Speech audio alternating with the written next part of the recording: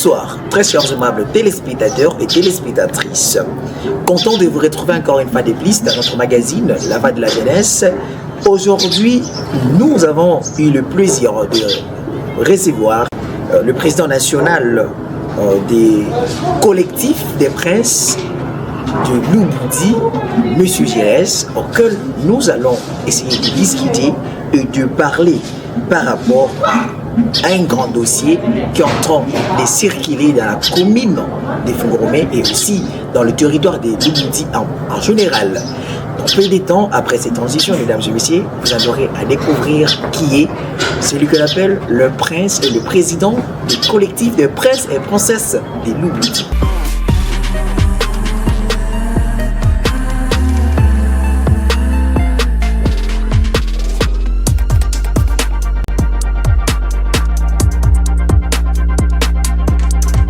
Merci beaucoup, grâce Madiabou, pour cette très belle ingéniosité, cette belle cadrage de ce soir. Mesdames et messieurs, comme je vous ai bien annoncé dès l'entame de cette émission, un invité bien, il s'appelle bien le prince, donc le président du territoire de Lubudi, auquel nous aurons à échanger par rapport à ces grands dossiers des RH de la grande entreprise œuvrant dans la commune. Bonjour, mon prince. Bonjour, mon cher frère. Soyez les bienvenus dans cette émission de la jeunesse. Merci beaucoup. Et voilà, Prince, nous sommes venus avec quelques questions pour en savoir par rapport à la situation qui est en train de se dégrader dans la commune de Fungoromé. Pourquoi pas parler dans notre territoire de Lubudi. Et aujourd'hui, donc, dans ce que nous avons préparé, il y a que on voulait d'abord savoir comment c'est votre territoire en tant que prince. En fait, notre territoire se porte un peu bien et sur d'autres angles, et très bien dans d'autres angles aussi. Donc, je viens de vous dire, donc, il y a plusieurs angles. Sur le plan économique, notre territoire ne se porte pas bien. En fait, dans le cadre social, notre communauté ne se porte pas bien. Mais peut-être dans le cadre sanitaire où on a eu les accompagnements et tout, là, on se porte bien. Là, ça va très bien. Pour ceux qui ne savent pas le territoire de Lubudi, est-ce que vous pouvez nous donner une petite géolocalisation un peu détaillée pour ceux qui sont en train de nous suivre à l'international, même ceux qui sont à Kinshasa, qui s'appellent le fils de Lubudi, mais ils ne savent pas comment est l'imitation du territoire en question. Merci beaucoup, cher journaliste. Notre territoire, par sa géographie, je peux dire déjà, nous avons aussi, il y a la chefferie des Baïéké, à l'est, donc à l'est et à l'ouest, je peux dire, donc en dehors du site où nous sommes. Le reste, nous avons la chefferie de Mouloubou, la chefferie de Mazangoulé et la chefferie de Moanamadi, dont nous avons nos parents qui sont de grands chefs qui chapeautent notre territoire, parce que c'est ces 4 chefferies qui constituent le territoire de Lubudi. 4 chefferies qui constituent les territoires de Lubudi. Une curiosité, est-ce vraiment tous ces 4 territoires, toutes ces 4 chefferies en bénéficient presque le même avantage, ou il y a des équilibres? En fait, par rapport au code minier, donc, il y a les entités décentralisées qui jouissent en moins de leurs ressources naturelles. Mais avec le système que nous, les enfants, donc le collectif de princes et princesses du territoire de Lubudi, nous allons bannir. Parce qu'il y a d'autres chefferies qui n'ont pas assez de ressources naturelles, comme le nôtre par exemple. Quand je parle de nôtre, je parle de notre chefferie des Baïéké.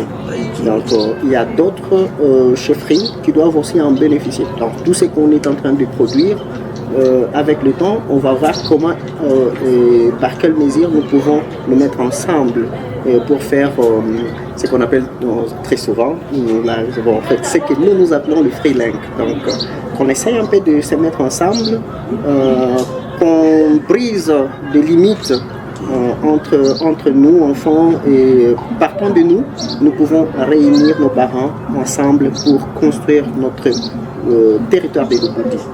Évidemment, mesdames et messieurs, vous avez compris, et vraiment que tout va un peu bien. Partout, il ne manque pas de lacunes, mais du moins. Et c'est dans cet angle d'idée que nous voulons un peu savoir. Récemment, nous avons eu à entendre, à écouter l'arrestation risque d'un grand DRH, directeur des ressources humaines d'une grande entreprise œuvrant dans les territoires de Lubudi, que j'en cite les noms, la TFM. Vous, en tant que le président des collectifs des princes et princesses de ces dits territoires, comment d'abord vous avez acquis cette nouvelle? Bon, déjà, c'est regrettable parce que apprendre qu'on vient d'arrêter une personne dans notre territoire sans nous aviser, on était choqués. Donc, premier avis, on était choqués. Mais après investigation et enquête, on s'est rendu compte que la société s'est sentie lésée par rapport aux actions menées par le responsable de la dite entreprise, donc le DRH en question.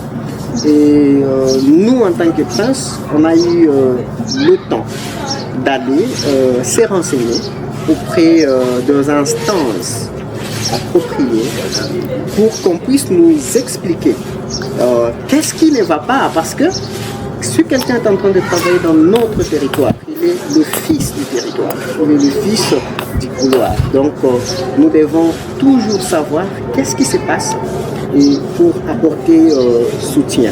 Malheureusement, nous avions eu ce temps-là d'aller se renseigner. Alors, on nous a rendu de preuve qu'il y a eu, selon le gouvernement, ou encore quand je parle du gouvernement, moi je vois les entités ou encore les entités juridiques. Voilà. Oui, c'est la Cour de cassation. Voilà, c'est la Cour de cassation. Moi, je ne peux rien faire. On nous a informé que les audits continuent jusqu'à ce qu'on va le juger. Et nous, si nous pouvons apporter en plus, c'est juste peut-être des conseils par rapport à ceux qui sont restés, que ces genres d'actes ne puissent pas se reproduire. Quand on parle de la mégestion, du détournement, d'abord, nous, ça me fait mal de voir quelqu'un qui était avec vous et du coup, on l'arrête pour détournement. Donc, ça ne donne pas une très bonne image pour notre territoire. Et aussi une grande entreprise comme la TFM, très renommée. Exactement. Alors, c'est un peu dans cet angle que nous avions eu de l'information. Donc, nous n'avons pas beaucoup de commentaires à mettre dessus parce que l'État et les instances juridiques sont saisis et surtout il est dans de bonnes mains parce que c'est le gouvernement, c'est l'État. Donc pour nous, il est en sécurité. Sécurité. Et maintenant, vous, en tant que prince, que pensez-vous par rapport à cette situation? Votre avis personnel, votre avis personnel. Bon, si ça dépendait de moi, peut-être c'est voir. D'abord, moi je me pose des questions. Comment une grande entreprise comme TFM, avec beaucoup de départements, qu'une personne puisse arriver à détourner autant d'argent? Ça, c'est une question que moi je me pose. Peut-être soit il y a de la suivi. Il y a la mégestion. Alors, s'il y a la mégestion, donc moi je ne crois pas que c'est seulement les Congolais. Donc il y a aussi des Chinois qui sont derrière tout ça. Donc, alors moi je demanderais juste. Il y a une main noire. Non, main blanche. Là maintenant c'est la main blanche. Bon, en fait moi je demanderais au gouvernement de ne pas se limiter seulement aux Congolais. Qui puissent continuer avec l'enquête. Et nous dire clairement qu'il y a aussi de blancs, il y a aussi de Chinois, parce que c'est impossible qu'un Congolais puisse détourner autant d'argent que nous cite le procureur. Donc il y a toujours quelqu'un de très fort pour que cela puisse se réaliser. Et maintenant, toujours dans le même angle, aujourd'hui nous sommes en train de voir même les statistiques, le pourcentage des fils et filles du territoire de Lomouti et des autochtones vivant dans la commune Fungurumé, qui, les chiffres d'ailleurs, n'est pas tellement normal pour l'engagement dans l'entreprise TFM. Qu'est-ce qui est dit à ça? C'est le manque des compétences ou comment? Non, en fait, déjà, je vous réponds. Nous, on a eu à mener, donc en fait, à se démener pour qu'on puisse éradiquer cette hémorragie. La société Tenke Fungurumé Mining, depuis 2020 jusqu'à présent, selon nos statistiques, il n'y a que 20% des autochtones. Quand je parle des autochtones, je ne dis pas les originaires, je parle des autochtones, les gens qui résident, qui habitent notre territoire, pas seulement Fungurumé, mais notre territoire. On vivait dans ce que moi j'appelle l'injustice professionnelle. Nous avons beaucoup de cadres universitaires, parce que la preuve, nous avons Monsieur le Premier, notre université qui est juste pas loin à Bunkeya. Sa Majesté le grand chef, le Mwami, notre roi d'ailleurs. Voilà, heureusement vous connaissez déjà que nous avons un père responsable et il a songé pour notre éducation. Il nous a construit l'université. Alors moi je me pose juste une question. Comment se fait-il que d'autres personnes venant d'ailleurs ont eu la chance de travailler chez nous, tandis que les enfants du tiroir n'ont pas du travail? Déjà, je me rappelle, c'était en 2023, j'ai eu à écrire une lettre où j'avais demandé à la société Tenke Fungurumé Mining que les postes du DGRH nous revenaient des droits. Parce qu'il fallait mettre une personne qui connaisse au moins de coin et recoin.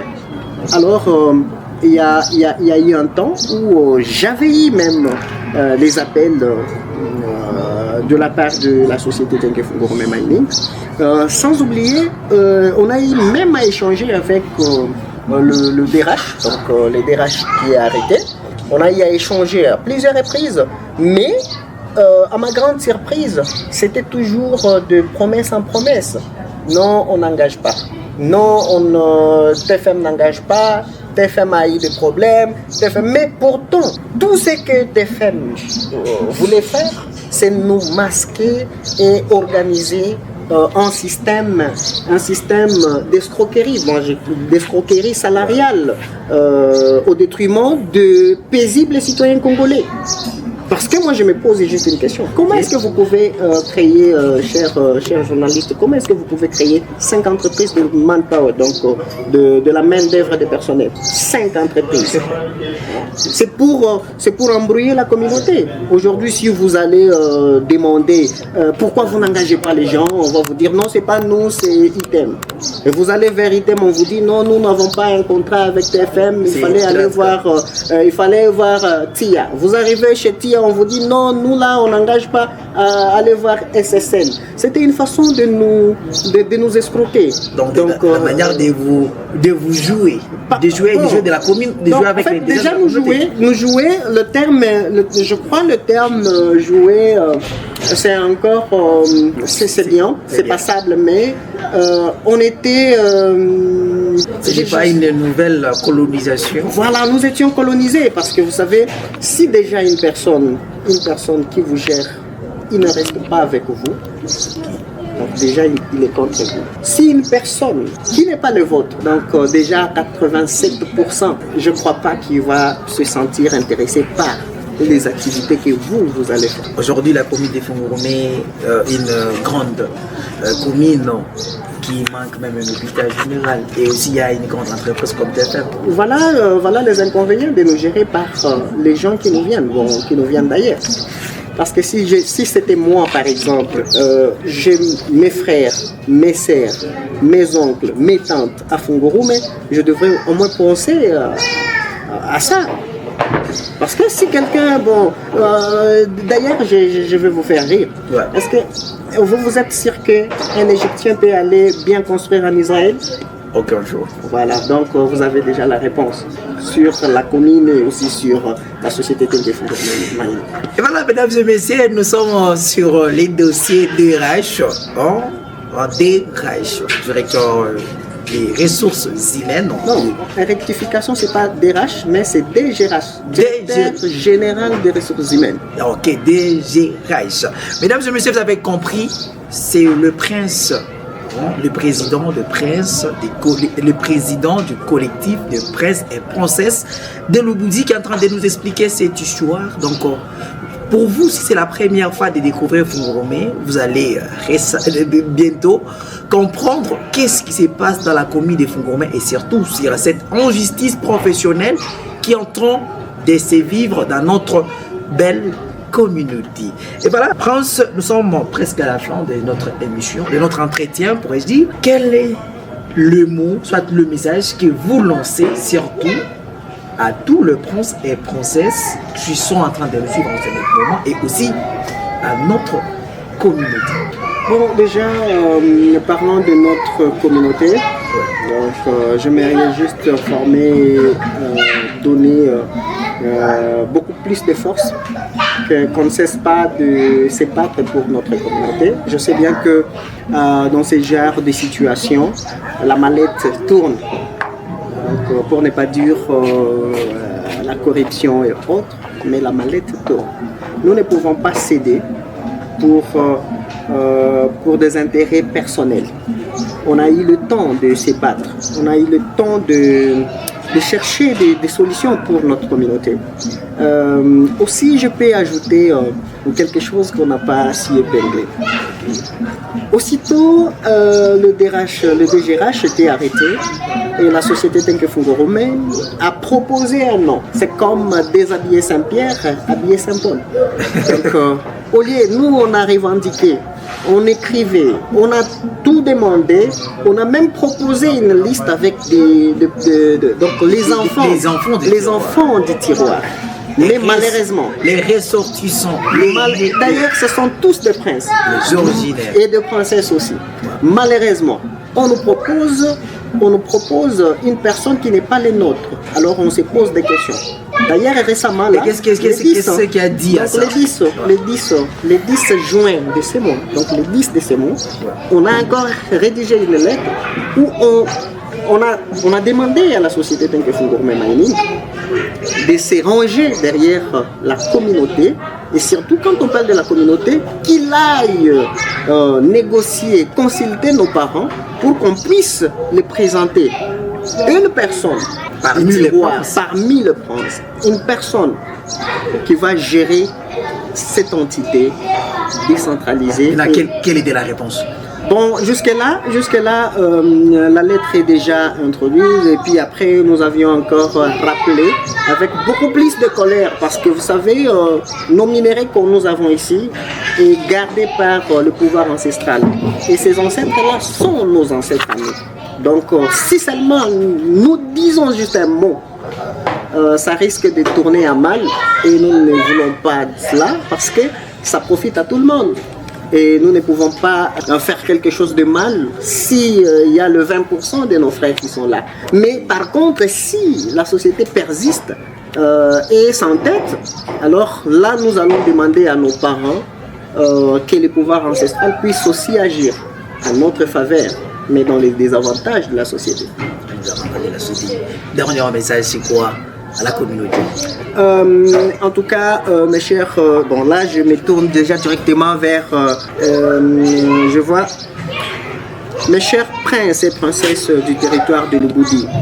Là je m'adresse à vous. Ne cédons pas aux manipulations et aux intimidations de nos frères qui sont corruptibles. Faisons confiance en nos parents, faisons confiance en nos Obami, faisons confiance en nous-mêmes, faisons-nous confiance. La bataille est déjà terminée et nous sommes vainqueurs. Grâce au Bakishi et aussi à Dieu, aujourd'hui on a beaucoup pleurniché pour qu'on puisse nous donner notre place.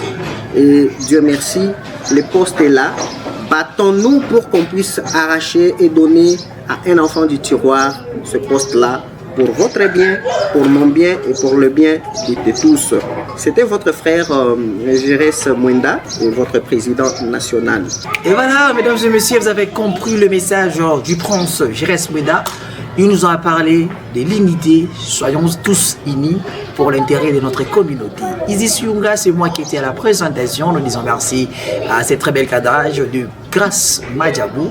Nous vous reviendrons prochainement avec un nouveau numéro.